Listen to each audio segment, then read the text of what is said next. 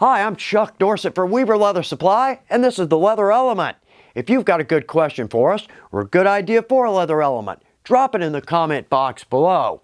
Also, if you want to know when our videos release, just click your notifications. You'll know exactly when these come out. So for us leather crafters, we're in it for the joy of the craft. Profit, not necessarily our motivation.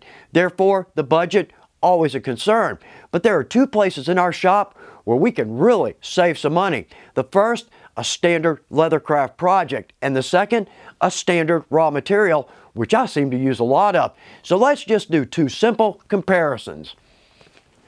For us leather crafters and production shops alike, belts are a common leathercraft project. We all make belts, but there's a big difference between buying a blank and the cost of strapping our own. That's what we're going to talk about. But let's back up. So if we're a leather crafter and we just make one belt once in a while, let's go with a belt blank. And at Weaver, we have got some beautiful, high quality belt blanks. We even have matching keepers.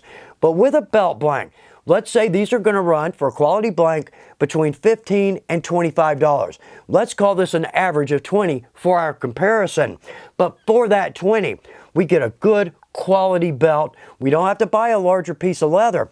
And the retail outcome here, between $50, $60, maybe $70. So it's a good cost. But what's our cost if we strap our own blanks? I love double shoulders. It's one of my favorite cuts, and it's a great cut for us crafters. We get a good sized piece of leather at an affordable price. They're great for belts because a double shoulder goes across the hide. So therefore, we get a little less stretch and a little more strength.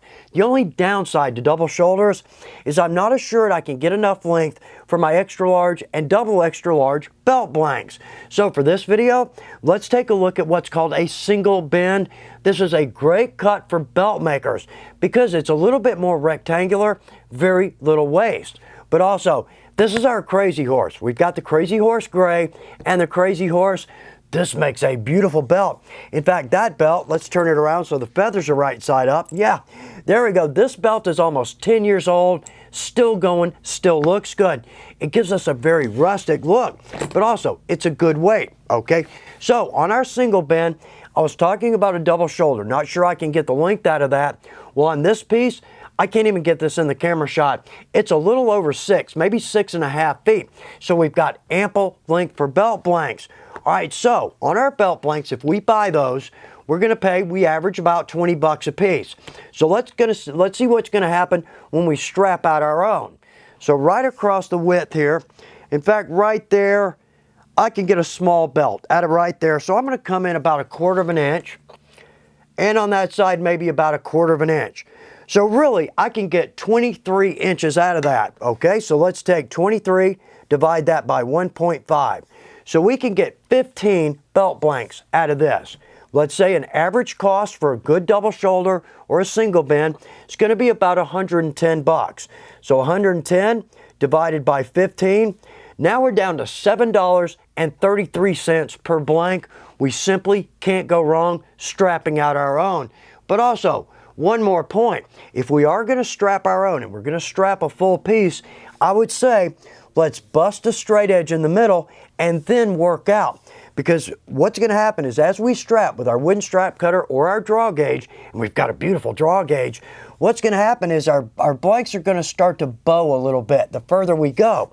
So if we start in the middle, work our way out, we're not even going to notice that. Okay, let's talk about the next item where we can save a bunch of money. Cutting our own lace can save us all kinds of money, but it's also got the added benefit of allowing us to match lace to project. Here's what I'm talking about. So we're going to use a certain type of leather for a project. Well, the chances are, with all the types of leather out there, that is not going to be available in lace form, so we've got to cut our own. But when we do, now we can match lace to project perfectly every time. Well, there's a couple of types of lace out there for a bunch of different reasons that it's just easier to buy. Right here, our deer lace, and I love that beautiful, beautiful purple. This is one of my favorite laces. But to cut this accurate, clean, consistent, that's going to be tough to do. It's a thin leather, so easier just to buy that. But we've got a big array of colors. Suede lace, one thing I've learned, if I cut lace out of a piece of suede, it's never as strong as the spooled lace. We've got a bunch of colors, and it's a good strong lace, relatively inexpensive. And the last one, our top grain lace. For our edge lacing, it's easier just to buy that. Again, very affordable, and that's a 50-yard spool. Okay, let's do a simple comparison between buying and cutting our lace. Let's go with our 5 to 6 ounce water buffalo for our comparison. It's a little bit thicker, got a little more body to it, but in the majority of the lace I cut, it's all going to simple utility projects, and I use lace everywhere. But we can cut lace out of just about any kind of leather. Right here, our water buffalo, inexpensive, looks good rustic, but also makes a good lace. Same with our frontier. If we want a little more thickness, but a little less body, that's going to make a nice lace. We can even lace out 7 to 8, 8 to 9 ounce. This is our strap leather. If we really need some good strength, that's going to make some serious lace. But again, we're going to go with our 5 to 6. So let's reset here, look at some numbers. This is going to take a little explanation to set us up for our comparison, but you'll see where I'm going with this. So if we buy a quality spool of thicker lace, say 5/6, 6 to 7 ounce, that's typically going to be 1/8 of an inch by 25 yards. We've got wider lace at Weaver, absolutely, but let's use this as our comparison. So that spool is going to be between $25 and $30. When we cut our own, world of difference. So here's our explanation. When I get a piece of leather in my shop that's going to make good lace, what I'll do is I'll cut off a 2-inch strap along the longest edge. Well, first off, I'm not going to miss that. But secondly, now we've got a straight edge to work from when we work across the rest of the leather. All right, so an average length of a side, let's just say 7 feet. So I'm going to cut. If I've got 2 inches and I've laced that down to 1/8 of an inch, that's 16 pieces of lace. So 16 times 7, that's 112 feet of lace out of leather I'm not even going to miss. Let's divide that by 3. Well, now we're down to 37 yards of lace. Okay, how about our cost on this? All right, so 7 times 12, that means these pieces of lace are 84 inches wide, or 84 inches long, times 2 inches wide. That's 168 square inches. Let's divide that by 144. Now we have 1.16 square feet of leather. That's what we've used for our lace.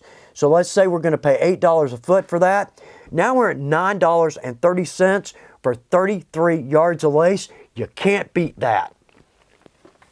We're going to save some money if we strap out our own blanks or cut our lace. But the best part to me, well, now we get to use the leather we want for our belts and our lace, and that's all the difference in the world. I hope this is good information for you. Thanks for taking time to watch The Leather Element. Good luck with your projects.